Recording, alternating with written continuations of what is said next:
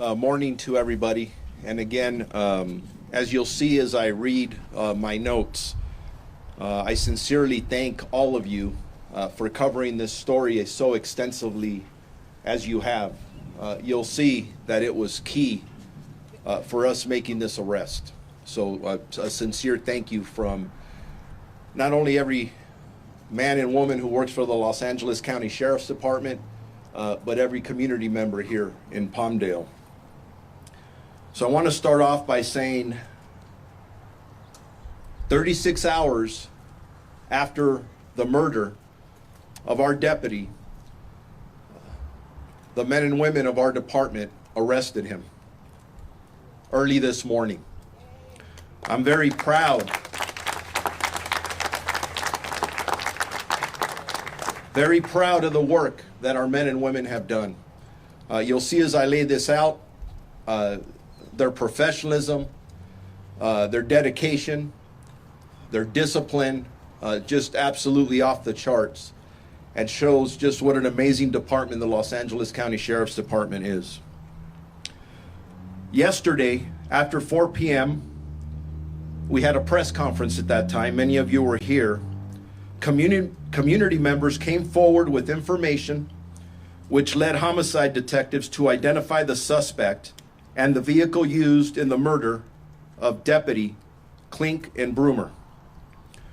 Early this morning, our Special Enforcement Bureau served a warrant at the suspect's residence located in the 37,600,000 block of Burrison Street here in the city of Palmdale.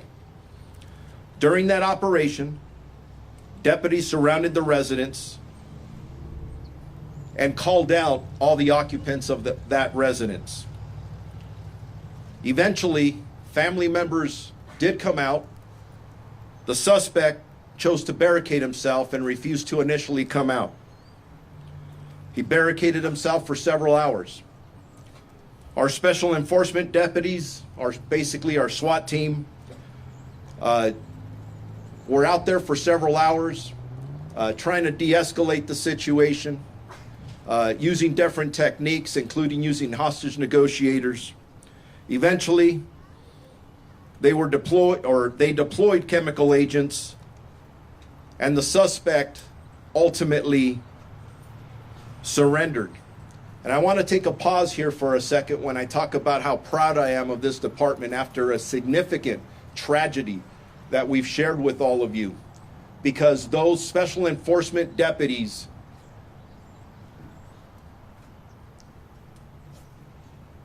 took the time to try to de-escalate this and take this individual peacefully into custody when they knew that our deputy was not afforded the same opportunity.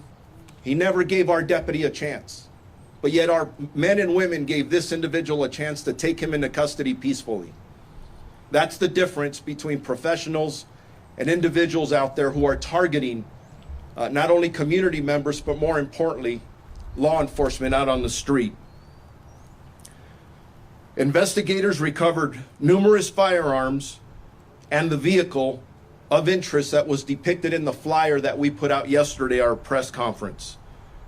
I want to stress that our investigators are still actively working this case.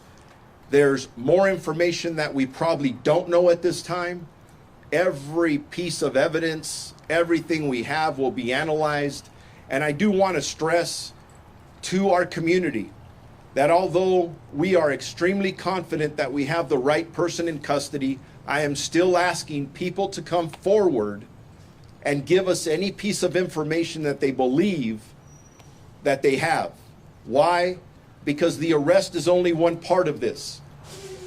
We have to get this individual prosecuted now to the full extent of the law.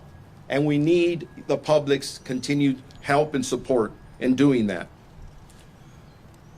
The suspect was arrested and transported here to the Palmdale Sheriff's Station pending further investigation.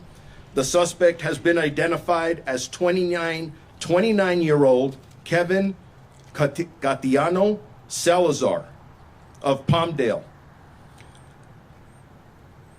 I would also like to emphasize that Ryan's partners, the deputies that serve this community here out of the Palmdale Sheriff Station, were involved in this investigation, leading to the arrest of this suspect.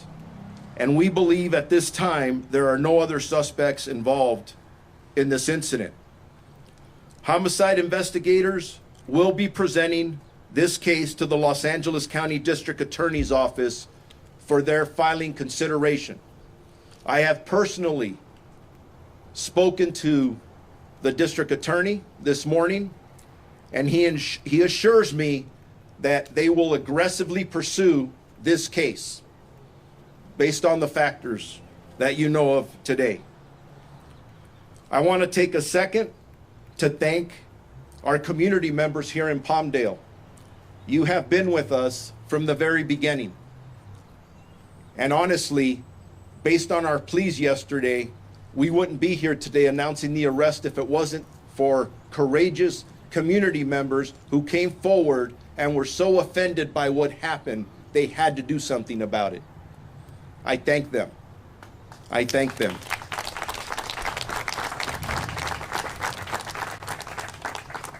The entire Antelope Valley community assistance played an instrumental role in gleaning information leading to the identification of this suspect. And again, we're extremely grateful.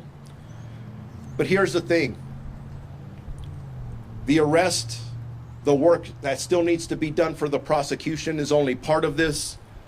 I ask all of you, specifically out here in the Antelope Valley, to continue to support our deputies here at the Palmdale Station, Lancaster Station right next door, and really all of law enforcement.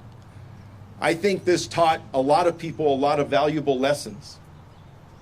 For our deputy left this station in uniform to serve, and he was shot and killed. Why? We don't know yet, but we intend to find out. But at the end of the day, he was in a marked black and white right here in front of the station, and he was murdered, ambushed by a coward. Our officers, our deputies go out and serve this community every day, putting their lives on the line. So we have a lot to be thankful for, that we have men and women who volunteered to do this, and families who kiss them goodbye and just pray that they come back home. And in this case, Ryan's family will never see him again.